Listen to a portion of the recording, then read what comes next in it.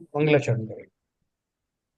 ओम नमः सिद्धेभ्य जय श्री ओम नमः सिद्धेभ्य जय श्री ओम नमः सिद्धेभ्य। मंगलम भगवान वीरो मंगलम गौतमो गणी मंगलम कुंद कुंदाद्यो जैन धर्मोस्तु मंगलम सर्वमंगल मांगल्यम सर्व कल्याण कारकम प्रधानम सर्वधर्माणां जैनम जयतु शासनम जैनम जयतु शासनम जैनम जयतु शासनम। डॉक्टर उज्ज्वला शाह द्वारा रचित करणान योग परिचय हम लोग पढ़ रहे हैं। हमने उदीर्णा नाम का जो स्थिति होती है कर्म की वो हमने पढ़ी। जैसा कि हमने पढ़ा 10 प्रकार की जो स्थितियां बनती हैं, इसमें बंध उदय उदीर्णा, अपकर्षण उत्कर्षण, ये सब हमने पढ़ा। उत्कर्षण अपकर्षण का हम और आज पढ़ेंगे। तो उदीर्णा के बारे में मैंने आपको बताया था कि जब हमारे कर्मों का उदय शुरू होता है, किसी भी कर्म का जब उदय शुरू होता है, तो एक पोर्शन जो है इसका, एक आंवली काल तक के जो निषेक हैं, उस पोर्शन को उद्यावली कहते हैं। कि वो जो ना एक आंवली के बीच, जैसे मैंने आपको एक डॉक्टर का उदाहरण दिया था कि उसने बोला कि 1 बजे से 3 बजे तक के जितने पेशेंट हैं उन्हें ही मैं देखूंगा। इसका अर्थ ये है कि उसकी जो उद्यावली है वो 1 से 3 बजे तक की ही है। तो यहाँ भी ऐसा ही है, कर्मों में जो कर्म इस लेवल तक की मर्यादा में आते हैं वो सब उद्यावली में आने वाले बोले जाते हैं। और उससे ऊपर के जो कर्म है वो थोड़े देर बाद में उदय में आएंगे। लेकिन कभी किसी कारण से वो कर्म अपना क्रम छोड़ करके जो उद्यावली वाले कर्म हैं उनमें आकर के उनके निषेकों में आकर मिल जाते हैं, तो उनका खिरना जल्दी हो जाता है, उनके साथ ही निकल जाते हैं वो भी। इस घटना को उदीर्णा कहते हैं। तो उदीर्णा का काल कब होगा? उदय होने के बाद, एक आंवली के समय बीतने के बाद में उदीर्णा होती। जैसे उसने डॉक्टर ने बोला कि भाई देखो ऐसा है, 1 से 3 बजे तक के बीच में जो है मेरे पेशेंट ऑलरेडी हैं। अब कोई आदमी अगर जो है कोई इमरजेंसी में आता है तो वो बोलेगा मेरे 1 से 3 वाले निकल जाए उसके बाद तुम आ जा। तो वो काल जो है एक आवली का काल होता है, जिसमें वो, जिसे उद्यावली कहते हैं, उसके पश्चात आने वाला जो निषेक है वो अपना क्रम छोड़ करके उसमें आ जाता है, तो उसको उदीर्णा कहते हैं। तो ये हमारे उदीर्णा की बात हुई। अब अपन समझ पड़ते हैं इसके आगे का, जो उत्कर्षण अपकर्षण क्या होता है, निधत्ती निकाचित क्या होते हैं, है ना। तो देखो एक बार में, अभी आप पिछली बार आपका बैकग्राउंड बना ही हुआ है, अभी आज और पढ़ेंगे तो आपको एकदम क्लियर हो जाएगा और आपकी मेमोरी में आ जाएगा। तो देखो अपन सुनते हैं।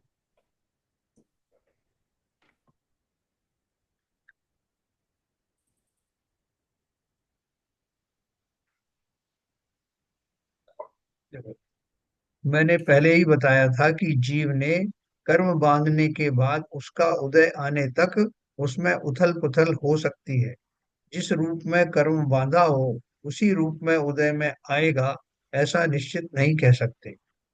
जीव के परिणामों के निमित्त से सत्ता में पड़े हुए कर्मों में बदलाव होते हैं। उनमें से उत्कर्षण और अपकर्षण, इन दो अवस्थाओं की चर्चा हम करेंगे।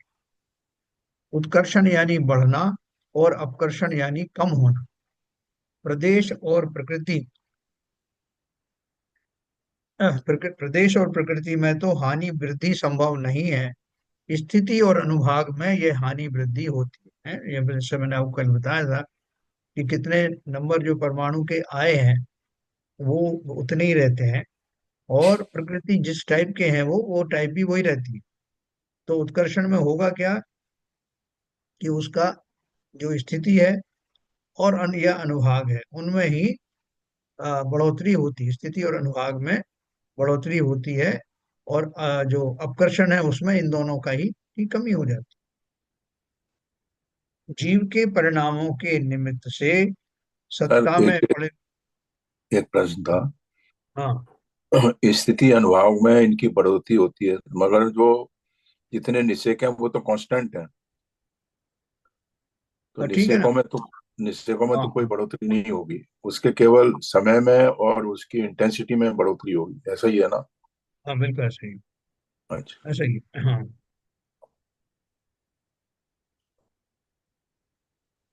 क्योंकि वो जो स्थिति बंद है ना, स्थिति बंद में मतलब वो परमाणु कितने समय तक फल देते रहेंगे, उसका जो वो काल है वो बदल जाता है। हाँ, वो समझ गया, वही क्लियर हो गया। हाँ। जीव के परिणामों के निमित्त से सत्ता में पड़े हुए कर्मों की स्थिति और अनुभाग बढ़ना, इसे उत्कर्षण कहते हैं। जीव के परिणामों के निमित्त से सत्ता में पड़े हुए कर्मों की स्थिति और अनुभाग कम होना, इसे अपकर्षण कहते हैं। है ना, दोनों चीजें हैं। देखो, उत्कर्षण का अपकर्षण का उन्होंने एक वो बनाया रखा है, इमेज बनाई हुई है कि ये जो है उत्कर्षण में उनकी बढ़ोतरी हो गई तो अपवर्ड उन्होंने उसको दिखाया है, अपकर्षण में नीचे आ रहा है, इसलिए एक एरो दिखाया, खाली एक ग्राफिकल रिप्रेजेंटेशन है, उसको ज्यादा गहराई में मत जाना। हमने पहले देखा ही था कि शास्त्र श्रवण, तत्व चिंतन, तत्व निर्णय, वेद ज्ञान के कारण से कर्म की स्थिति घटकर अंतः कूड़ा कूड़ी सागर प्रमाण होती, नया बंध भी कम स्थिति वाला होता। मैंने पूर्व में बहुत पाप किया है और उस कारण बहुत पाप कर्म बांधे हैं, ऐसा कहकर शोक करते रहना ठीक नहीं। पूर्व कर्म के दुष्कर्मों के कारण पश्चाताप होने पर भी उसी के विचारों में अश्रुपात करते रहना उचित नहीं। है ना, देखो ये बात क्यों कही गई है। वैसे तो पश्चाताप होना स्वाभाविक है, राजा सैनिक को भी हुआ था और सबको होता ही है। लेकिन क्या है कि अगर मान लो हम पश्चाताप की अग्नि में जलते रहे, तो हमारा जो है वो जो चिंतन है वो आर्थ ध्यान में कन्वर्ट हो जाए, क्योंकि हम उसी में लगे रहे। वो भी तो एक तरह का राग और देश का ही किस्म है। उसमें लगे रहने से आपका आगे का कार्य बाधित हो जाएगा, आपका जो धर्म चिंतन है, आपके संयम आदि है, वो सब बाधित हो जाएंगे, सारे समय आपका उपयोग इसमें ही लगा रहेगा। इसलिए एक समय तक तो वैसा होना ठीक है, उसके बाद में हमको स्वयं को संबोधना पड़ेगा। आपने देखा किसी के यहाँ कोई गमी हो जाती है, किसी का मरण हो जाता है, तो लोग उसको, समाज के लोग समझाने जाते हैं, और समझाते हैं तो उसको उसको भी ठीक लगता है कि भैया देखो ऐसा है, ये तो जा है, आना जाना लगा रहता है, इसको ज्यादा मन में उनमें मत रखो। और वैसे भी समय की अवधि पूरी होते होते आज पहले दिन जितना शौक है, दूसरे दिन उतना शौक नहीं रहता, तीसरे दिन उससे भी कम हो जाता है। और किसी का संबोधन मिले तो और जल्दी उसका निमित्त पाके हो जाता है। तो ठीक उसी प्रकार से बोल रहे हैं कि अगर आपने कुछ गलती आपसे हो गई है, तो उसका रियलाइजेशन होना तो जरूरी है। वैसा पश्चाताप होना जरूरी है कि मुझे रियलाइज हुआ कि मैंने बड़ी ब्लंडर कर दी। लेकिन उसका उपाय अपन सोच सकते हैं कि अपने भावों में समता लाएं, या कभी क्षमा मांगने की कहीं गुंजाइश हो तो क्षमा आदि मांग सकते हैं। या जो कुछ भी हो सकता है कि मेरे द्वारा किसी कोई के एक्सीडेंट में कोई किसी को चोट लग गई हो, तो मैं उसकी व्यवस्था करूं, उसको उसके आश्रितों को जो है मैं सहारा दूं। ये सब उसके कार्य किए जा सकते हैं। लेकिन मात्र उसका पश्चाताप निरंतर करते रहने से मेरे आगे के काम बाधित होंगे और मेरा उपयोग उसी में लगा रहे। इसलिए उन्होंने लिखा। और दूसरी बात क्या है कि जब मैं गंभीरता से, गहराई से अपनी गलती का जो रियलाइजेशन करता हूँ, तो उन कर्मों में संक्रमण भी होता है। जैसे राजा शनिक का उदाहरण हमारे सामने है। तो मैंने पूर्व में बहुत पाप किया है और उस कारण बहुत पाप कर्म बांधे हैं, ऐसा कहकर शोक करते रहना ठीक नहीं। पूर्व के दुष्कर्मों के कारण पश्चाताप होने पर भी उसी के विचारों में अश्रुपात करते रहना उचित नहीं। यह हुई स्थिति और अनुभाग में होने वाली हानि या वृद्धि। अब प्रकृति में क्या बदल हो सकता है उसे देखेंगे। है ना, ये जो दोनों दो चीज बताई आपको, उत्कर्षण अपकर्षण के हिसाब से बताया कि इसमें स्थिति और अनुभाग इन्वॉल्व होते हैं। अब वो प्रकृति कहाँ पे इन्वॉल्व होती है उसकी बात करें। अब प्रकृति में क्या बदल हो सकता है उसे देखेंगे। कोई भी मूल प्रकृति अन्य मूल प्रकृति रूप नहीं हो सकती। अर्थात ज्ञानावरण बदलकर दर्शनावरण या अन्य प्रकृति रूप नहीं होता। उदाहरण के लिए, मोहिनी कर्म में से दर्शन मोहिनी पलटकर चारित्र मोहिनी नहीं हो सकता। अब देखिए, चारों ऊपर लिख आयु में से, हाँ, चारों आयु में से एक आयु पलटकर अन्य आयु रूप नहीं हो सकती। मनुष्य आयु पलटकर देवायु रूप नहीं होती। ये सब नियम है ना। तो आपको ये समझ में आ गया कि जो कोई भी मूल प्रकृति अन्य मूल प्रकृति रूप नहीं हो सकती। तो अब क्या हो सकता है? परंतु कुछ कर्म प्रकृति सजातीय अन्य प्रकृति रूप हो सकती हैं। इसे संक्रमण कहते हैं। जीव के विशुद्ध परिणामों के निमित्त से पूर्व में बंधे हुए असाता वेदनी कर्म प्रकृति के परमाणु संक्रमण होकर साता वेदनी रूप परिणमित होते हैं। क्योंकि ये आ, साता वेदनी कर्म का जो है दो रूप है, असाता और साता। तो ये वेदनी कर्म के दो रूप है ना, साता और असाता। तो उनमें ही, क्योंकि वो वेदनी मूल प्रकृति है, तो मूल प्रकृति के जो सब पार्ट हैं वो कौन से हैं? साता और असाता। उनमें इंटरचेंज हो सकता है। जीव के विशुद्ध परिणामों के निमित्त से पूर्व में बंधे हुए असाता वेदनी कर्म प्रकृति के परमाणु संक्रमण होकर साता वेदनी रूप परिणमित होते हैं। जैसे इसका मतलब पाप पाप कर्म का पुण्य कर्म में बदल सकते हैं। बदल सकते हैं। वो भी कौन से पाप कर्म है? जो अघातिया वाले हैं। अगात्यावाद, हाँ। तो देखो, जब ये जीव को केवल ज्ञान होता है, तो उनके कुछ अगर कर्मांड वर्गनाएं कुछ ऐसी बाकी हैं सत्ता में, कि जो असाता वेदनी जाति की हैं, तो वो भी उनके उस समय के जो भाव आदि हैं उनकी दशा को देख के अनुसार और पलट करके साता वेदनी में कन्वर्ट हो जाए। तो असाता का उदय उनको नहीं आता। कि ये तो 10वें गुण स्थान से ही हो जाता होगा सब। हाँ हाँ, दसवें गुण साथ बाद मोहिनी चला जाता है। तो वो हाँ। मोहिनी जाने दे वो। वैसे भी एक बात बताएं आपको, जो साता वेदनी और असाता वेदनी का जो अंतर है, वो मोहिनी कर्म की बैकग्राउंड के कारण ही है। जी जी। साता वेदनी असाता वेदनी वास्तव में क्या करते हैं? उन सामग्रियों को का प्रबंध करते हैं जो हमें अच्छी या बुरी लगती। हाँ, वो उसी का ऑफशूट है। हाँ, वो अच्छी या बुरी क्या है? हमारा मोहिनी कर्म के कारण हमें अच्छी या बुरी लगती। तो जिनके मोहिनी कर्म चले गए उनको कोई सा भी सामान ला के रख दो, वो आम जनता कोई के लिए फर्क वो नहीं। साता सा, उनको कुछ फर्क नहीं पड़ने वाला। सही है। तो वो सारी चीजें एकदम जो है वो बेरस हो जाती हैं, उनका सारा जो है अनुभाग समाप्त हो जाता है अगर मोहिनी कर्म नहीं है तो। इसलिए मोहिनी कर्म या चारों कर्म के जाते ही वो जीव अरहंत बन जाता है, और ये साता असाता वेदनी उनके लिए कोई मीनिंगफुल रहते ही नहीं। तो निधत्ती, अब देखो, दो दो शब्द आएंगे। हमने अभी तक पढ़ लिया, उदीर्णा पढ़ा, उदय उदय पढ़ा, और ये दो चीज पढ़ी हमने, उत्कर्षण अपकर्षण पढ़ा। अभी निधत्ती, निधत्ती और निकाचित कर्म का आपने सुना होगा, कि लोग बोलते हैं निधत्ती और निकाचित कर्म जो है वो बड़े टेढ़े कर्म हैं, वो नहीं आसानी से जाते। तो देखो क्या है उसका अर्थ है। निधत्ती किसे बोलते हैं? संक्रमण और उदीर्णा के अयोग्य कर्म प्रकृतियों को निधत्ती कहते हैं। यानी जो सभी चारों आठों के प्रकार के जो कर्म हैं, उनमें कुछ कर्म ऐसे होते हैं कि जो बड़े मजबूत होते हैं। तो वो कैसे मजबूत होते हैं?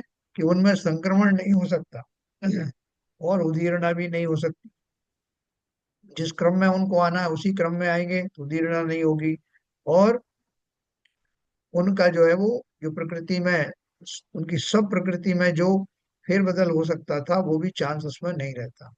तो ऐसे ही जो प्रकृतियां हैं वो सभी कर्मों में होती हैं, ऐसा नहीं कि ये विशेष प्रकार के कोई कर्म है।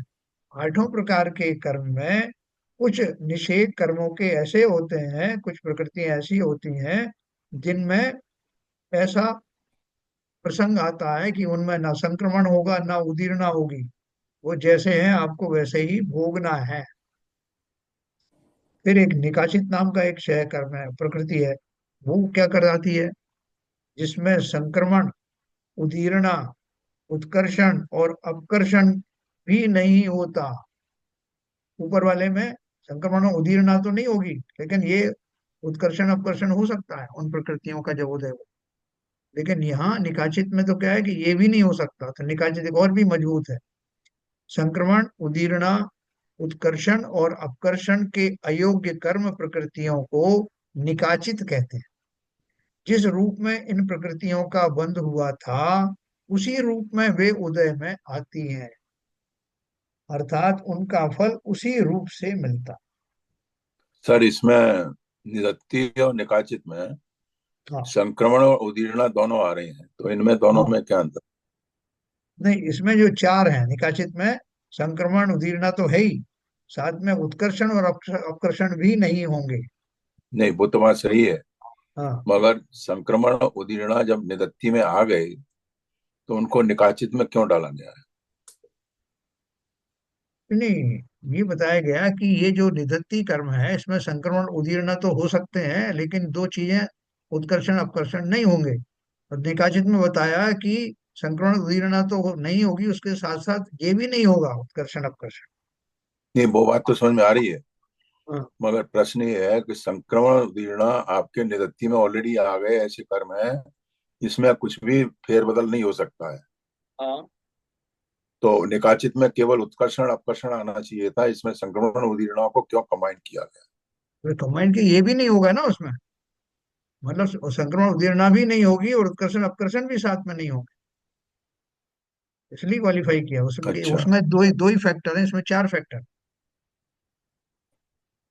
ओके। है ना। आप किसी को बोला कि साहब आप इस गांव से उस गांव में नहीं जा सकते, आप इस गांव से ये आगे के गांव में तो जा सकते हो, लेकिन उसके आगे के गांव में नहीं जा सकते। और फिर दूसरे को बोला कि तुम सो न केवल आगे के गांव में, इस वाले गांव में नहीं जाओगे, आगे वाले में भी नहीं जा सकते। ये तो आ गया, वो समझ और में आ additional हो गया। तो देखो ये हो गया निधत्ती और निकाचित।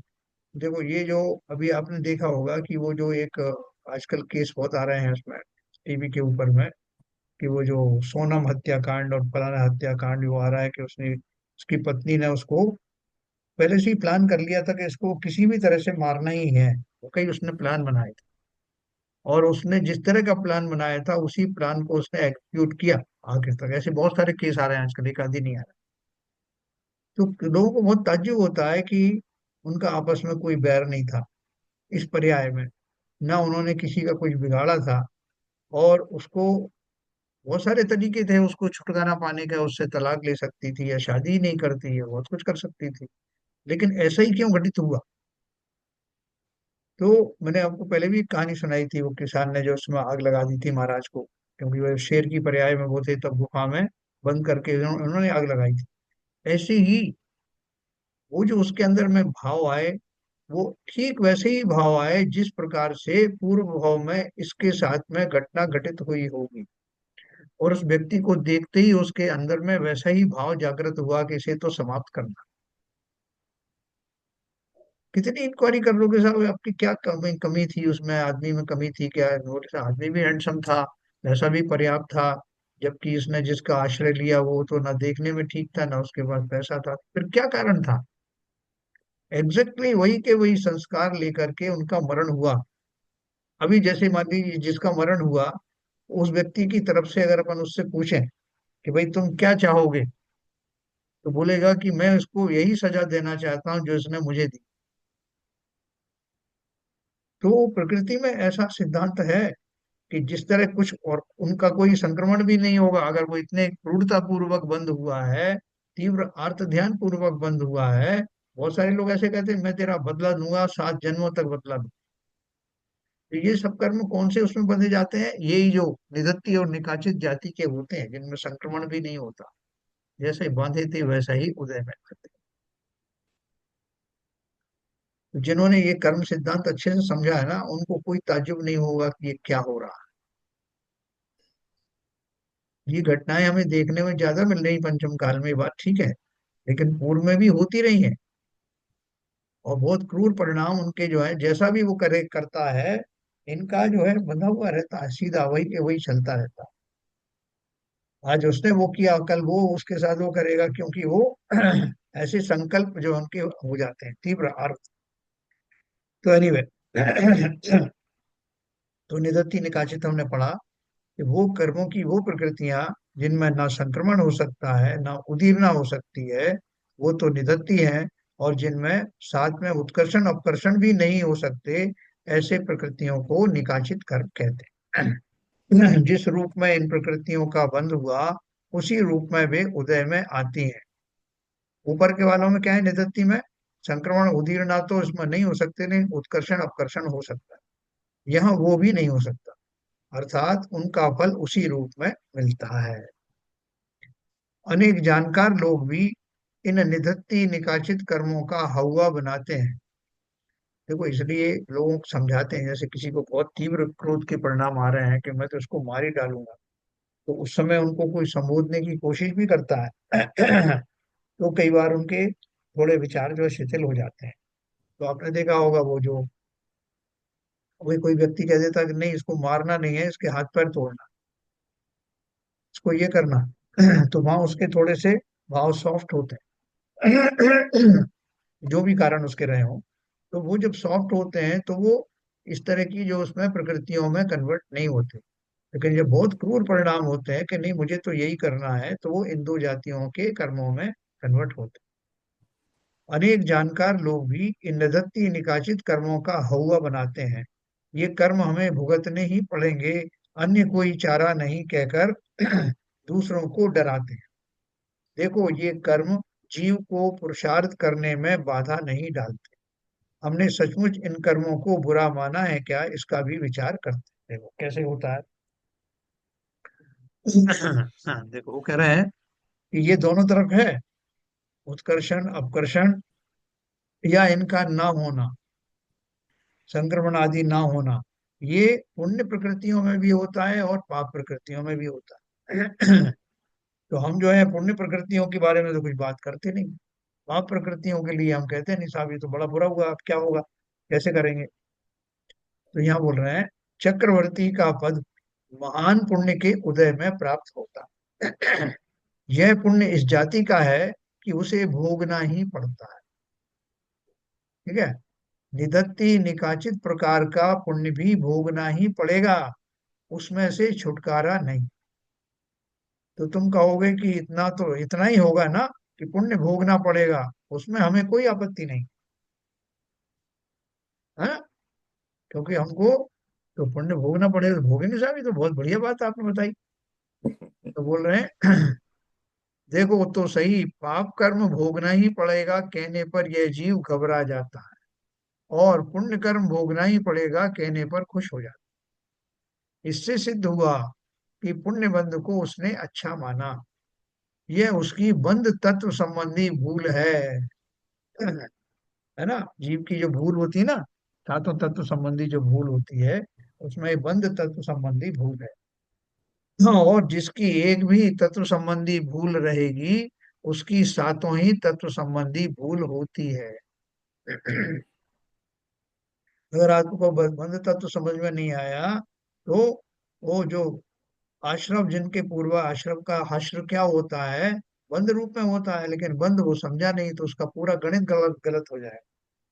जब बंध को ही गलत समझेगा, तो निर्जरा जो है किसको, उसको भी सही नहीं समझेगा। निर्जरा को सही नहीं समझेगा तो मोक्ष तत्व भी समझ में नहीं आएगा। तो इसलिए उन्होंने बोला, जिसकी एक भी तत्व संबंधी भूल रहेगी, उसकी सातों ही तत्व संबंधी भूल होती। हमारी मनुष्य आयु पलटकर तिर्यंच आयु नहीं होती, ये अच्छा है कि बुरा है, बोलो भाई सब। मनुष्य आयु है ना हमारी, ये पलट के हमने बांधी मनुष्य आयु, तो ये पलट करके तिरंच आयु नहीं होगी, ये अच्छा हुआ कि बुरा हुआ, ये तो अच्छा ही हुआ ना। तो इसका अर्थ क्या है कि अगर ऐसी दशा आई तो हम इससे खुश हैं कि ये निदत्ती निकाचित जाति की है, जिसमें कि संक्रमण नहीं होता, जिसमें बदलाव नहीं होता, इसलिए हम खुश हैं। तो क्या कहना चाहते हैं कि जो सिद्धांत है वो सिद्धांत अपनी जगह पर है, लेकिन हम उस सिद्धांत को बराबर समझते नहीं है, ना मानते हैं। हमने अपनी चॉइस बना रखी है, अगर ऐसा होगा तो ये ठीक है, ऐसा नहीं होगा तो ठीक नहीं। हमारी मनुष्य आयु पलटकर तिरंच आयु नहीं होती, ये अच्छा है कि बुरा। आयु कर्म की उदीरना, यानी कदली घात होकर जल्दी मरण नहीं होता, इसे हमने अच्छा माना या बुरा माना? हाँ? क्योंकि अभी देखो, कदली घात होकर जल्दी मरण नहीं होता, तो ये अच्छा है या बुरा है? अगर नरक गति, नरक आयु मिली हो हमको, तो हम इसको कदली घात होना चाहेंगे, है ना? और अगर हमारी वहां तो मनुष्य कदलीघात आयु होता नहीं है सर। है, नरक गति में तो कदलीघात होता ही नहीं है। होता नहीं। तो वो बोल रहे हैं कि हमें जो अच्छी आयु मिली हुई है, मनुष्य आयु मिली है, उसको हम नहीं चाहते कि वो पलट करके तिरंचाई हो जाए। तो इसलिए ये पूरा जो सिद्धांत है, उस सिद्धांत में हम किसी अच्छा कहते हैं, किसी बुरा कहते हैं, ये हमारा उस समय का इस बात पर निर्णय रहता है कि वो पुण्य प्रकृतियां हैं या पाप प्रकृतियां हैं। इसलिए किसी भी सुनी हुई बात पर अंधविश्वास मत करना। बहुत सारे लोग आपको कहते मिलेंगे, भैया हमने सुना है निदत्ति निकासित कर्म है, वो बहुत तगड़े होते हैं। और उसमें एक चीज और सुनी होगी, लोग बोलते हैं कि इसमें कहीं आएगा कि वो निदत्ति निकासित कर्म और किसी भी तरह से दूर नहीं होते, उन जिन बिंब के दर्शन करने से वो दूर हो जाते। तो आप सोच के देखिए कि जो साधारण कर्म है, वो साधारण कर्म भी मात्र दर्शन से नहीं खत्म होते हैं, तो ये निदत्ति निकासित कैसे हो जाएंगे खत्म दर्शन से? उन्हीं सब शास्त्रों में लिखा है ऐसा, आगम में लिखा है कि जिन बिंब के दर्शन से निदत्ति निकासित कर्म भी समाप्त हो जाते हैं। लेकिन उसका जो रहस्य है कि वो दर्शन का अर्थ क्या है, वो कैसे दर्शन की बात है, वो अपन आगे पढ़ेंगे। तो यहाँ वो कह रहे हैं कि बहुत सारे लोग सुनी सुनाई बात कर्मों के बारे में कहते हैं, तो भ्रमित मत मत होना, पूरी अच्छी तरह से समझना। क्या बताया? किसी भी सुनी हुई बात पर अंधविश्वास न करना, परंतु ग्रंथों के आधार से, शास्त्रों के कथन के आधार से उस उक्ति का सच्चा अर्थ समझना चाहिए। अब तुम्हें ग्रंथों के आधार से अध्ययन करना सीखना होगा। हमारा यह पत्र रूप स्वाध्याय तो तुम्हें रुचि उत्पन्न कराने हेतु बताया हुआ एक सैंपल है ना, मूल ग्रंथ पढ़ना पड़ेगा। कर्म की ये 10 अवस्थाएं जानने के बाद तुम्हें सवाल उठेगा कि शास्त्र में तो कर्म का क्षय या क्षयोपशम होता है, ऐसा कथन बारंबार आता है, परंतु इन 10 अवस्थाओं में तो उनका नामोल्लेख भी नहीं है। इन 10 अवस्थाओं में कर्म का क्षय और क्षयोपशम की बात ही नहीं आई। सुनो, कर्म का क्षय होना, इसका अर्थ है कर्म का अकर्म रूप हो जाना। जो कर्म, जैसे कर्म परमाणु है ना, पुद्गल परमाणु है, उनमें कर्म रूप खास पुद्गल परमाणु, सभी में नहीं, खास पुद्गल परमाणु है, उनमें कर्म रूप परिणमित होने की योग्यता होती है। तो वो चार्ज हो जाते हैं, चार्ज पार्टिकल। तो फिर वो कर्म से अकर्म होना का अर्थ क्या है कि उनका चार्ज समाप्त हो जाता है, वो साधारण परमाणु बन जाते हैं। कर्म का क्षय होना, इसका अर्थ है कर्म का अकर्म रूप होना। कर्माण वर्गणाओं से कर्म बनता है। बनता है मतलब वो, जो कर्मण वर्गणाओं का अर्थ क्या कहा कि वो परमाणु जिनमें कर्म बनने की क्षमता है, ऐसे वो कर्माण वर्गणा है, उनसे कर्म बनता है। कर्म रूप अवस्था पलटकर यह कर्म पुनः कर्माण वर्गना रूप या अन्य पुद्गल रूप हो जाता है, तब उस कर्म का नाश हुआ ऐसा कहते हैं। नाश का अर्थ क्या है? नाश का अर्थ ये नहीं कि उनमें आग लगा दी गई और उनकी राख भी समाप्त हो गई, ऐसा नहीं। अकर्म रूप हो गए, वो वहीं पड़े रहते हैं, उसके बाद भी आसपास ही पड़े हैं। अर्थात कर्म का उदय होने पर वह अपनी कर्म रूप अवस्था बदल कर कर्माण वर्गना रूप होता है। ये वर्गणाएं वहीं पर जीव प्रदेशों में पड़ी रहती हैं या अन्यत्र जाती हैं, परंतु अब उनका जीव के साथ कोई निमित्त नैमित्तिक संबंध नहीं बनता। जब जीवों के भावों का निमित्त पाकर वो कर्म प्रकृतियां, जो चार्ज पार्टिकल थे, उनमें वो कर्म रूपी चार्ज पार्टिकल, चार्ज खत्म हो जाता है, तो वो वहीं पड़े रहते हैं। वो अब जीव को कहीं किसी तरह के उनके उदय का कोई सवाल नहीं है। जो कुछ तो होना इसको था उनकी शक्ति। इसको संक्रमण में परिभाषित नहीं कर सकते हैं। नहीं, ये अभी उन्होंने कर्मों की जैसे, कर्म कर्म प्रगणाएं इस तरह डिस्चार्ज हो जाती हैं तो वो संक्रमण को क्वालिफाई नहीं करते। नहीं नहीं, देखो अभी इसको उसका संक्रमण नहीं कहेंगे। एक सेकंड, अभी उनका जो है दूसरा प्रश्न उन्होंने उठाया, अभी संक्रमण और उत्कर्षण की बात नहीं कर रहे हैं। अभी उन्होंने क्या बात कही है कि आपने जो 10 जो उसमें स्टेजेस बताए हैं उसमें कर्म के क्षय की तो बात कही नहीं। तो कर्म के हम्म। क्षय को एड्रेस कर रहे हैं कि क्षय का अर्थ क्या होता है। अभी वो निजति निकाचित की बात आएगी। अभी खाली इतनी बात कर रहे हैं कि कर्म का क्षय जब होता है तो बाई द वे टाइम उन्होंने बीच में ये विषय निकाला है कि कर्म का क्षय होने का अर्थ का क्या होता है, डिस्चार्ज होने का अर्थ क्या होता है। जब किसी भी कर्म प्रकृति का सत्ता में से पूर्ण नाश होता है तब उसे क्षय कहते हैं, है ना। पहला बात क्या था, कहा था उन्होंने कि कर्म का अकर्म रूप हो जाना, बोलते हैं मेरे ये कर्म चले गए। तो चले गए का अर्थ क्या है कि वो उनका जो चार्ज चला गया। ये खाली अभी समझाने के लिए शब्द वगैरह कि उनका परिभाषा आप समझ लें। और दूसरी बताया उन्होंने क्षय किसे कहते हैं। वो क्षय का उन्होंने बताया जब किसी भी कर्म प्रकृति का सत्ता में से पूर्ण नाश होता है, अर्थात वो सत्ता से ही अलग हो गए, मेरा जो कर्मांत शरीर है जो उसमें से निकल गए, तब उसे क्षय कहते हैं। इसलिए कर्म की उदय अवस्था में क्षय अंतर्गत है। वो क्या कहना चाहते हैं कि हमने उदय ये क्षय की और क्षयोषम की बात नहीं करी थी अलग से, लेकिन वो इसमें शामिल है, किसमें, उदय में शामिल है। कैसे शामिल है कि कर्म का जो क्षय होता है वो उदय पूर्वक ही तो होता है। तो वो कर्म जो है सत्ता में आते गए, सत्ता से निकलते गए, उनका मैच्योरिटी काल आता गया और वो उदय के थ्रू वो निकल गए, तो ये क्षय है। तो बोले उदय में ही वो उसका समावेश है। कर्म की निर्जरा हुई ऐसा कथन भी बारंबार पढ़ने में आया है। उसका अर्थ देखते हैं। कर्म की स्थिति पूरी होने पर कर्म खिल जाता है, परंतु उसी समय उसका फल जीव को प्राप्त होता है। इसे उदय कहते हैं, है ना।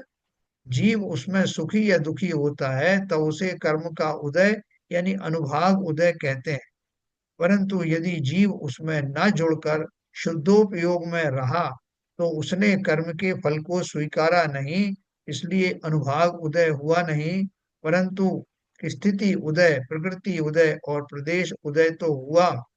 कर्म अकर्म रूप हो गया, इसलिए इसे निर्जरा कहते हैं। देखो उन्होंने क्या बोला कि जो निर्जरा होती है, निर्जरा का स्वरूप अपन को पता है, तो कोई कंफ्यूजन नहीं है हमको, ये खाली तो हम तो रिवीजन कर रहे हैं। निर्जरा किसे कहते हैं कि जब वो कर्मों की जो मैच्योरिटी समय आ गया, उनकी स्थिति पूरी हो गई, तो वो अब जाने वाला है। तो जाएगा कैसे, तो जाएगा जो जिसको जाने की घटना को उदय कहते हैं। उस कर्म के उदय में जो जो प्रसंग आने होंगे वो प्रसंग आएंगे। जैसे तीर्थंकर हैं, उनको भी जो है कर्म का उदय होगा। तो उदय होगा तो बिना फल दिए चला गया ऐसा कहते हैं। तो बिना फल दिए कैसे जाएगा, बिना फल दिए जाने का अर्थ क्या है कि कर्म की मैच्योरिटी के काल में वो प्रसंग तो आएंगे, लेकिन उन्होंने उसका कोई बुरा भला माना नहीं, उससे वो सुखी दुखी नहीं हुए। तो इसका अर्थ हुआ कि उसके अनुभाग का फल उन्होंने प्राप्त नहीं। जैसे पारसनाथ जी का वो था ना, कमठ का जीव था। तो कमठ के जीव ने उपसर्ग किया, पारसनाथ जी का खुद का ही कोई कर्म का उदय था, तो वो कर्म बार बार कंटिन्यूस चला आ रहा है, उदय में आता है। तो उसके फलस्वरूप वो प्रसंग दिखाई देते हैं कि वो जो कमठ का जीव था वो तरह तरह के उपसर्ग वगैरह कर रहा है। ये उसके कर्मों के उदय में पाने वाले फल हैं। लेकिन वो उससे लिप्त नहीं हुए, उन्होंने उसका बुरा भला माना नहीं, तो वो फल बिना दिए चला गया ऐसा कहा जाता है। क्योंकि वो आपको जैसे कोई गाली देता है तो गाली किस लिए दी, उसने आपको अच्छा लगे इसलिए दी क्या। उसका तो पर्पज ये था कि आप उससे आहत हो जाएं। आप नहीं हो गए आहत तो और बुरी गालियां देगा, तब भी आहत नहीं हुए तो वो परेशान होकर चला जाए।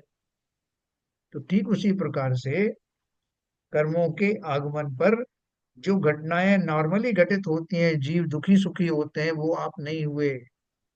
तो कर्म का उदय हुआ भी और नहीं भी हुआ, उसका अनुभाग उसका फल आपने प्राप्त किया नहीं, वो चला गया। तो वो फल दे करके गया, नहीं फल दे करके गया, उसके आने में क्या क्या चीजें उपद्रव शुरू हुए, लेकिन आपको उससे कोई बॉदरेशन नहीं हुई, तो इसलिए आपकी वो अनुभाग जो है वो फल दे करके नहीं गया, निष्फल चला गया। यही उन्होंने लिखा है देखो। कर्म की निर्जरा हुई ऐसा कथन बारंबार पढ़ने में आया है। कर्म की स्थिति पूरी होने पर कर्म खिल जाता है, परंतु उसी समय उसका फल जीव को प्राप्त होता है। इसे उदय कहते हैं। हमारे संसारी जीवों का तो प्रति समय उदय आ रहा, प्रति समय सारे कर्मों का उदय आ रहा है और बंद भी हो रहा है। इसलिए हमें जुकाम सर्दी भी हो रहा है, हमें बुखार भी आ रहा है, हमारे हाथ पैरों में वेदना भी हो रही है, हमारा धन आदि भी ठग लिया जाता है, हमारे नाते रिश्तेदार भी कभी नाराज हो जाते हैं, और भी जितनी उठापटक संसार में हो सकती है वो निरंतर चलती है, कम ज्यादा बेशक में होता रहता है। और हम उनसे सुखी दुखी होते हैं, इसलिए हम उस फल को भी प्राप्त करते रहते हैं। लेकिन कोई ज्ञानी है, साधु है, उसके जीवन में भी ये घटनाएं घटित होती हैं, लेकिन वो उनसे बॉदर नहीं करता, जरा भी उसको अपने ऊपर लेता नहीं है, इसको समता में ले जाता है। तो उसकी निर्जरा कैसी होती है? उसकी निर्जरा जो है बिना नवीन कर्म बांधे ही हो जाती है। हमारे तो नए नए कर्म भी बन जाते हैं जब दुखी सुखी होते हैं। तो निर्जरा का स्वरूप अपन ने पढ़ा था। कर्म की स्थिति पूरी होने पर कर्म खिल जाता है, परंतु उसी समय उसका फल जीव को प्राप्त होता है। इसे उदय कहते हैं। जीव उसमें सुखी या दुखी होता है, तब उसे कर्म का उदय या अनुभाग कहते हैं। परंतु यदि जीव उसमें न जुड़कर शुद्धोपयोग में रहा, तो उसने कर्म के फल को स्वीकारा नहीं, इसलिए अनुभाग उदय हुआ नहीं। परंतु स्थिति उदय तो हुई, प्रकृति उदय हुई और प्रदेश उदय भी हुआ। कर्म अकर्म रूप हो गया, इसलिए इसे निर्जरा कहते हैं। ठीक है ना? निर्जरा का स्वरूप हमने अच्छे अच्छे से पढ़ा था। तो वो चूंकि जो उदय शब्द है, जो बंद की 10 स्थितियां उसमें उदय शब्द भी आता है, तो उससे लगा हुआ उन्होंने बताया कि जो निर्जरा होती है वो उदय पूर्वक ही होती है। इसलिए वो शब्द यहाँ नहीं आए हैं, तब भी आप समझ लेना कि ये 10 स्थितियों में वो सब समाहित है। कर्म का क्षय, क्षयोपशम आदि भी वो सब इसी में निहित है। उदय पूर्वक सब होता है। कुछ लोग दुख के प्रसंग में, देखो ये बिल्कुल सामान्य कथन चल रहा है, इसलिए इसमें परेशान मत होना। कुछ लोग दुख के प्रसंग में शांति पूर्वक दुख सहन करते, उसमें त्रसित नहीं होते, शोक विलाप आदि नहीं करते, इसे अकाम निर्जरा कहते हैं। निर्जरा तो हुई, परंतु मोक्ष मार्ग में यह कुछ काम की नहीं है, इसलिए यह अकाम निर्जरा कहलाती है। ये कैसी निर्जरा हुई? जैसा अब आपको कहीं भोजन करने गए, तो आपका उदय ऐसा था, पाप का उदय था, जो भी कहो, कि वो उदय उदय ऐसा आया कि उन्होंने आपके भोजन में से कोई नमक भी नहीं डाला और शक्कर भी नहीं डाली। तो वो गृहिणी को लगा कोई ऐसे ही चलता फिरता आदमी आ गया, तो उसने कुछ भी उसमें बेस्वाद का खाना बना दिया। अभी आप भूखे थे, आपने उसको खाया, तो खाया तो आप पहले से कोई प्लान नहीं था, लेकिन जब वो भोजन मिला, तो दो तरह के लोग हो सकते हैं। दो लोग आए थे, उनमें से एक ने बहुत बुरा माना कि इसने कैसा खाना दिया है, इसमें ना नमक है ना शक्कर है ना क्या है, और बड़े दुखी मन से उसको उसका सेवन किया। दूसरे व्यक्ति ने सोचा कि चलो एक बड़ी बात है, भोजन तो मिला ना, अगर वो उसमें स्वाद नहीं है, नमक कम है, ये है, वो कोई बात नहीं, भोजन तो मिला ना, इसलिए मुझे इसको स्वीकार कर लेना चाहिए, संतुष्ट रहना चाहिए, जो मिल गया वो अच्छा। तो पहले वाले ने तो नवीन कर्म बांधे अर्थ ध्यान आदि के द्वारा, दूसरे वाले ने नवीन कर्म तो नहीं बांधे, लेकिन उसके भाव ऐसे उत्कृष्ट भी नहीं हुए कि जिनसे वो कर्मों का क्षय हो जाता। उसने खाली इतना ही उस उन भावों में वो दुखी नहीं हुआ, इतना मात्र हुआ। तो उन्होंने बोला, यदि जीव, हाँ, कुछ लोग दुख के प्रसंग में शांति पूर्वक दुख सहन करते हैं। उनकी कोई तैयारी नहीं, ना उनको शास्त्राभ्यास है ना कुछ ऐसा है, लेकिन उन्होंने उस क्षण में जो कुछ घटित हुआ उसका बहुत बुरा नहीं माना, तो उसमें त्रसित नहीं होते, शोक विलाप आदि नहीं करते, इसे अकाम निर्जरा कहते हैं। अकाम निर्जरा को से क्या फायदा हुआ? कि वो तत्काल ही उसके नवीन कर्म नहीं बंधे। निर्जरा तो हुई, परंतु मोक्ष मार्ग में यह कुछ काम की नहीं है, क्योंकि वो जो कर्म आया था उसका पाप का उदय में, उसको ये सब बेस्वाद की चीजें मिली थी, वो आई और चला गया। लेकिन उससे कोई सत्ता में पड़े हुए कर्म मेरे खिरने खिर जाए, ऐसा नहीं हुआ। तो ये अकाम निर्जरा है। अकाम निर्जरा का अपना फल है कि नवीन कर्म बंद नहीं हुए, बात ठीक है, लेकिन वो संवर पूर्वक होने वाली निर्जरा न होने से मोक्ष मार्ग में सहायक नहीं।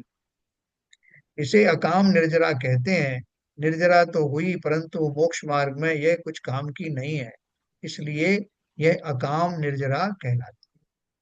परंतु आत्मलीनता द्वारा अर्थात शुद्धोपयोग द्वारा जो निर्जरा होती है वह संवर पूर्वक की निर्जरा है, इसे सकाम निर्जरा कहते। आपको अकाम और सकाम का अर्थ समझ में आए, है ना। जो वास्तव में कार्यकारी है वो सकाम निर्जरा है, जो कार्यकारी नहीं वो अकाम निर्जरा है, मोक्ष मार्ग। संवर और निर्जरा दोनों को मोक्ष मार्ग कहा है। ठीक है, ये सब इंट्रोडक्टरी शब्द हैं जो आप पढ़ चुके हो, उन्हीं की बात चल रही है। इसमें मेरे ख्याल से कोई कंफ्यूजन आपको नहीं होगा। तो हाँ, उनको उसी हिसाब से पढ़ना, फिर ये बाद में उसको कंक्लूड करेंगे। निर्जरा अन्य दो प्रकार से भी कही जाती, सविपाक निर्जरा और अविपाक निर्जरा। ये आपने सुना हो। विपाक यानी कर्म का फल, अनुभाग उदय होकर अर्थात फल देकर कर्म की निर्जरा होना सविपाक निर्जरा है। और फल दिए बिना ही कर्म का खिर जाना अविपाक निर्जरा है। अविपाक निर्जरा और सकाम निर्जरा समान अर्थी हैं। बिना फल दिए कर्म का खिर जाना का अर्थ क्या है? यानी फल तो दिया लेकिन उस फल से मैं जुड़ा नहीं। जो ज्ञानियों को होता है, शुद्धोपयोग पूर्वक होता है कि मुनिराज के, गज कुमार मुनि के सिर पे सिगड़ी जला दी, तो वो पाप का उदय था कि पुण्य का उदय था? वो तो उनके पाप का उदय रहा होगा, लेकिन उन्होंने उस फल को स्वीकार किया नहीं, उसमें वो आहत नहीं हुए, वो दुखी नहीं हुए। इसलिए ये कहा जाता है कि वो बिना फल दिए ही चला गया। तो अविपाक फल निर्जरा देने हो का, गई हाँ विपाक निर्जरा हो गई। या सकाम फल निर्जरा हो गई। इसका, है दोनों ना। एक ही, अविवाक और सकाम एक ही है। बराबर, है ना, ये अच्छे से समझ लेना इसको। और संसारी जीवों को जो निर्जरा होती है वो कौन सी होती है? सभी पाक निर्जरा, फल अकाम। देकर कर्म किया। सकाम भी उसको अकाम भी कह सकते हैं और सभी पाक भी कह सकते हैं। ठीक है ना साहब। तो फल दिया और इनको फल नहीं दिया, ये क्या, इसका क्या अर्थ हुआ? राजकुमार मुनि को ही तो फल मिला ना, इतना यस। जबरदस्त फल मिला, लेकिन उसे अपन फल क्यों नहीं मानते? क्योंकि उसका जो उद्देश्य होता है वो सुखी दुखी करने का, वो तो कामयाब हुआ नहीं ना। इसलिए फल कहा कि आपको फल चखना पड़ेगा इसका अच्छे से। तो क्या फल चखा? फल की वो तो उनके परम निर्जरा का कारण बना। न केवल वो कर्म निर्जरा को प्राप्त हुआ, बल्कि उनके लगातार बने रहने वाले शुद्धोपयोग के कारण उन्हें केवल ज्ञान भी हुआ और निर्वाण भी हो। तो ये जो शब्दावली है, ये शब्द थोड़े से अच्छे से समझ लेना आप, इनका जगह पे उपयोग किया जाएगा। तो निर्जरा अन्य दो प्रकार की है, सविपाक निर्जरा, अविपाक निर्जरा। विपाक यानी कर्म का फल, अनुभाग उदय होकर अर्थात फल देकर कर्म की निर्जरा होना सविपाक निर्जरा है। और फल दिए बिना ही कर्म का खिर जाना अविपाक निर्जरा है। अविपाक निर्जरा और सकाम निर्जरा समानार्थी है। तो सवाल है कि क्षयोपशम क्या है? देखो ये वो क्या बता रही हैं कि वो 10 कर्मों की 10 अवस्थाओं में ये क्षय उपशम निर्जरा क्षय आदि शब्द नहीं इस्तेमाल किए, तो वो ये बताना चाह रहे हैं कि ये सब उन्हीं 10 में आ जाते हैं। सवाल है, क्योंकि जो उदय चीज है ना, उदय सब में शामिल है। जो क्षय भी होता है उदय पूर्वक होता है, और जो ये जो निर्जरा होती है वो भी उदय पूर्वक होती है। अब सवाल ये है कि क्षयोपशम क्या है? इसमें कर्म की 3 अवस्थाएं गर्भित हैं, क्षय उपशम और उदय। ये 3 शब्दों से मिलके क्षय उपशम शब्द बना। उदय का ना होना, ये कोई थोड़ी बारीक चीज है ये, कि अपन बार बार इसको यूज करते हैं क्षय उपशम को, लेकिन इसका अर्थ समझना। उदय का ना होना अर्थात उदय का अभाव क्षय कहलाता है ना। क्षय उपशम में क्षय शब्द भी है, उपशम शब्द भी है और उदय शब्द भी है, तो तीनों का मिश्रण है। तो उदय का ना होना अर्थात उदय का अभाव क्षय कहलाता है। कर्म का उदीर्णा होकर उदय में न, आना, , 'आना, 'सत्ता में पड़ा रहना उपशम है। 'सत्ता में पड़ा रहना' उपशम है। 'सत्ता में पड़ा रहना' उपशम है। 'कर्म का उदीर्णा होकर उदय में न, आना, 'सत्ता में पड़ा रहना' उपशम है। 'कर्म का उदय होकर उदय में न, आना, 'सत्ता में पड़ा रहना' उपशम है। ठीक है, मतलब उदीर्णा नहीं हो रही है, वो कर्म जो है अपनी सत्ता में पड़ा हुआ है। हाँ? दबे, दबे नहीं, वहां दबे भी कह सकते हो। कर्म का उदीर्णा होकर उदय में ना आना, सत्ता में पड़े रहना उपशम है। और पूर्ण आवरण डालने वाली यानी सर्वघाती प्रकृतियों का वर्तमान काल में उदय न होना, भविष्य काल में यानी सत्ता में पड़े रहना, और उनका देशघाती प्रकृति रूप से उदय में आना क्षयोक्षम कहलाता। ये अभी आप परिभाषा मोटी मोटी समझना, इसको उदाहरण से समझाएंगे। क्या क्या चीज बताई उन्होंने कि इसमें क्षय उपशम उदय में से तीन चीजें हुई। एक तो ये है कि उनका उदय नहीं होना, उन कर्मों का उदय नहीं होना जिनकी बात चल रही है, तो वो तो उनका क्षय हो गया, कि वो है ही नहीं। दूसरा, उदीर्णा होकर उदय में ना आना, वो अभी अपना समय के हिसाब से भी नहीं आएंगे, यानी उदयावली में भी नहीं है, और ऊपर से उनकी उदीर्णा भी होने की संभावना नहीं। तो हो गई। फिर तीसरी बात है, पूर्ण आवरण डालने वाली यानी सर्वघाती प्रकृतियों का वर्तमान काल में उदय ना होना। ऐसी प्रकृतियां जिनसे कि वो पूर्ण रूप से आ, विराम लग जाता है, वो ऐसी प्रकृतियां जो उदय में आ जाए तो आपको कुछ सूझे ही नहीं। जैसे केवल ज्ञान को एक सर्वघाती प्रकृति बोला, कि वो या तो है या नहीं है। तो ऐसी प्रकृति का वर्तमान में उदय नहीं है, और आपका जैसे पार्शियल है, पार्शियली आपका ज्ञान का उदय उगाड़ है, कुछ है कुछ नहीं भी है, ऐसा उसको देशघाती बोलते हैं। तो देशघाती प्रकृतियों का उदय है, सर्वघाती का नहीं है। वर्तमान काल में उदय ना होना, भविष्य काल में यानी सत्ता में पड़े रहना, और उनका देशघाती प्रकृति रूप से उदय में आना क्षयोक्षम कहलाता है। आगे वो और अच्छे से आपको क्लियरली बताएंगे। ज्ञान दर्शन वीर का घात करने वाले ज्ञानावरण, दर्शनावरण, अंतराय कर्म का क्षयोक्षम होता है। क्षयोक्षम किसका होता है? इन तीन का होता है। समझाने के लिए आपको बताया, ज्ञान, दर्शन और वीर्य का आघात करने वाले ज्ञानावरण, दर्शनावरण और अंतराय कर्म का क्षयोक्षम होता है। अर्थात ये कर्म उन गुणों का पूर्ण रूप से घात नहीं कर सकते, उन पर पूर्ण आवरण नहीं डाल सकते। कुछ प्रमाण में तो ये गुण पर्याय में प्रकट होते ही हैं। देखो ये क्या बोल रहे हैं। तो ये तो सर, ये तो तीनों घातिया कर्म है साहब। हाँ, घातीय कर्म की बात कर रहे हैं। घातीय हाँ। कर्म में घातीय कर्म का ही होता है ये सब क्षयोक्षम। तो इसमें घातीय कर्म में ज्ञानावरण कर्म और दर्शनाकरण वर्ग और अंतराय, ये तीन कर्म ऐसे हैं, है ना, जो कैसे कैसे उदय उदय में आते हैं, कि भले ही मेरा ज्ञानावरण कर्म का उदय है, लेकिन कुछ ना कुछ ज्ञान तो उघाड़ में है। ज्ञान तो मेरा हर पर्याय में उघाड़ में रहता है। इसको मैं आंशिक रूप से प्रकटपना कहता हूँ, ये पूरी तरह से अस्त नहीं होता। ऐसे ही दर्शनावरण है, ऐसे ही अंतराय कर्म। मेरा जैसे अंतराय का होते चल रहा है, मुझे लाभांतराय, भोगांतराय, वीर्यांतराय आदि है, तब भी वो कुछ ना कुछ उदय में रहता है, कुछ ना कुछ उसका काम चलता रहता है। तो ये उसका अपन क्षयोपशम बोलते हैं। वैसा उनका ज्ञान का क्षयोपशम बहुत अच्छा है। ज्ञान का क्षयोपशम का अर्थ क्या है? कि वो ज्ञानावरण कर्म का जो उपद्रव है, वो लिमिटेड है। जिनका क्षयोपशम अच्छा है, उसको उनको बोलते हैं उनका उपद्रव कम है, उनका ज्ञान ज्यादा प्रकट है, उगाड़ ज्यादा। तब उनका ज्ञान का क्षयोपशम बहुत अच्छा है। बहुत अच्छा का अर्थ क्या है?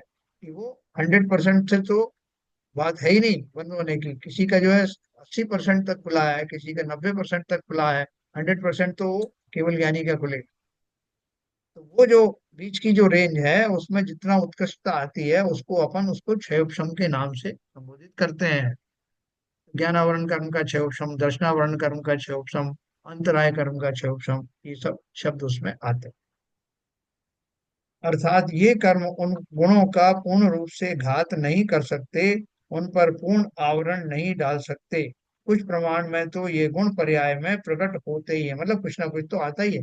इवन निगोदिया जीव है, उसको भी ज्ञान का अक्षरमा भाग के बराबर ज्ञान रहता है। कर्म में उदय, उपशम, क्षयोपशम और क्षय अवस्थाएं होती हैं। उसी समय जीव के जो भाव होते हैं, उन्हें अनुक्रम से औदिक, औपशमिक, क्षयोपशमिक और क्षयिक भाव कहते हैं। देखो आगे चल करके आपको ये सब भाव से इनसे पाना पड़ेगा। पहले भी हमने पढ़ा था ये थोड़ा बहुत। तो इसमें जो देखो क्या क्या उदय की अवस्था होती है कर्म में, उदय, उपशम, क्षयोपशम और क्षय, ये अवस्थाएं होती हैं। उसी समय जीव के जो भाव होते हैं उन्हें अनुक्रम से, यानी अगर उदय में आए भाव तो उनको उनका नाम क्या दिया है, उन्हें औदिक भाव कहा। कर्म के उदय में आने वाले जो भाव हैं उनको औदिक भाव कहते हैं। और जो उपशम पूर्वक, जब आपको उपशम हो गया, जैसे आपने प्रथमापशम सम्यक होने वाला है ना, अभी अपन आगे पढ़ेंगे, जैसे आपको वो उपशम सम्यक्त होता है, तो उपशम सम्यक के समय में होने वाले भावों की पहचान औपशमिक भावों के रूप में की जाती, इसी तरह का टाइटल दिया जाता। फिर क्षयोपशम हुआ है तो उसको क्षयोपशमिक भाव कहते हैं, और क्षय हुआ है तो उसको क्षयिक भाव कहते हैं। बहुत सिंपल बात है। आप अपन आगे बढ़ेंगे तो ये भावों की बात आएगी, जब सबके जो जीव के कौन कौन से भाव किस समय चल रहे हैं। औदिक भाव का अर्थ क्या है, औपशमिक भाव का अर्थ क्या है, क्षायोपशमिक भाव का अर्थ क्या है, और क्षायिक भाव का अर्थ क्या है। अभी मेरे जो भाव चल रहे हैं हमारे आपके, वो क्षायोपशमिक भाव चल रहे हैं। तो क्षायिक भाव कब होंगे, जब मेरा उन कर्मों के जैसे जैसे क्षय होगा उस समय होने वाली स्थिति जो है वो क्षायिक भाव वाली बनेगी। अभी कर्मों के उदय में जो उदय हो रहा है, तो मेरे कौन से भाव चल रहे हैं, औदिक, औदिक नाम के भाव चल रहे हैं। कर्मों के उदय में जैसे भाव होते हैं वैसे मेरे हो रहे हैं, उनको औदिक भाव कहते हैं। ठीक है, तो ये चार प्रकार के भाव होते हैं। अपन ने एक किताब लिखी है पंडित दीपचंद कासलीवाल ने, तो उन्होंने ये भावों के बारे में बहुत विस्तार से बताया कि भाव क्या होते हैं, कैसे होते हैं।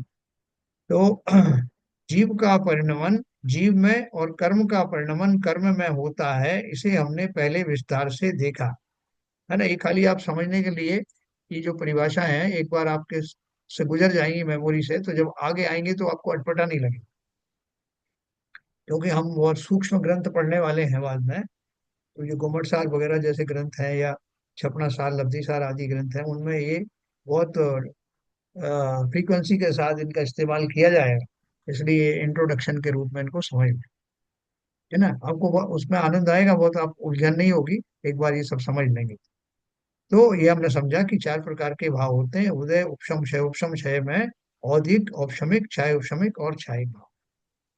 जीव का परिणमन जीव में और कर्म का परिणमन कर्म में होता है, इसे हमने पहले विस्तार से देखा ही है। कर्म की किसी भी अपेक्षा से रहित ऐसा जो जीव का भाव है उसे पारणमिक भाव कहते हैं। ये हमने पहले पढ़ा ना, कि जीव के जो नैसर्गिक गुण होते हैं, नैसर्गिक भाव होते हैं, जो किसी कर्म के मोहताज नहीं है, कर्म के आने से उनका कोई रिलेशन नहीं, ऐसे जीव के जो ओरिजिनल भाव हैं, जो स्वाभाविक भाव हैं, उनको पारिणामिक भाव कहते हैं। पारिणामिक भाव का अपन ने प्रकार भी पढ़ा था, जीवत्व, भव्यत्व,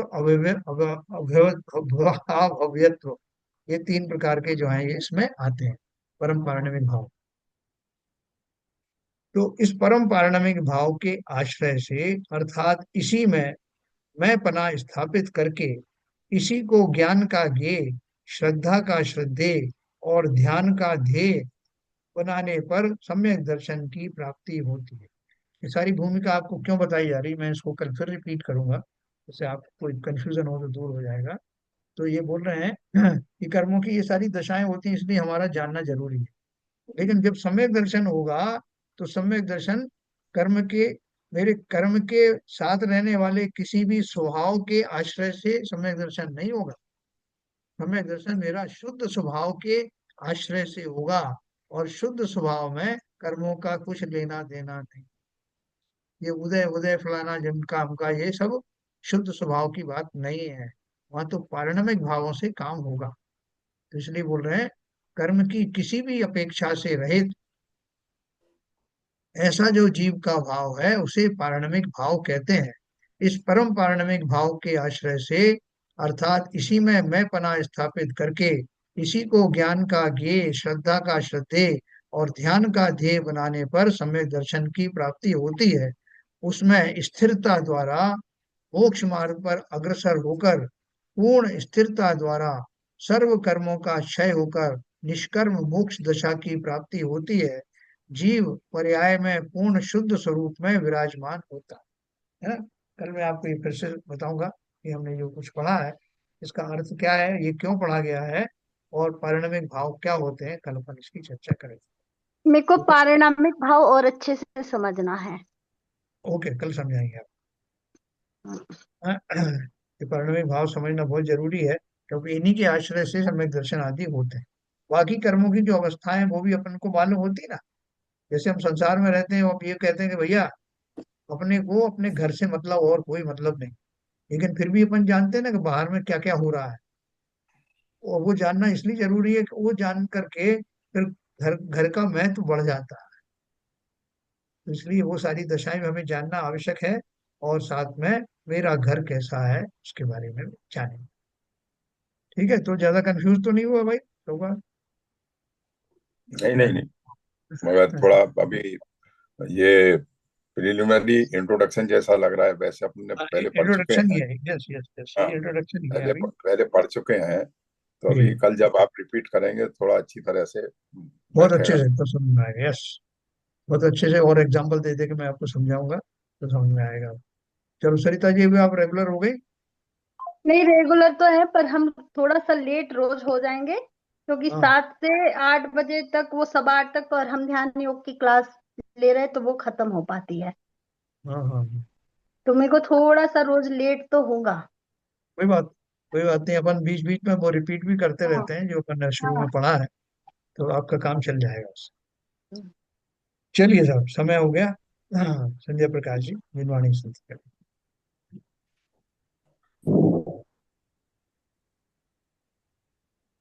मिथ्यात्म विनाश वेको ज्ञान के प्रकाश वेको आपा परे भास वेको भानु सी बखानी है।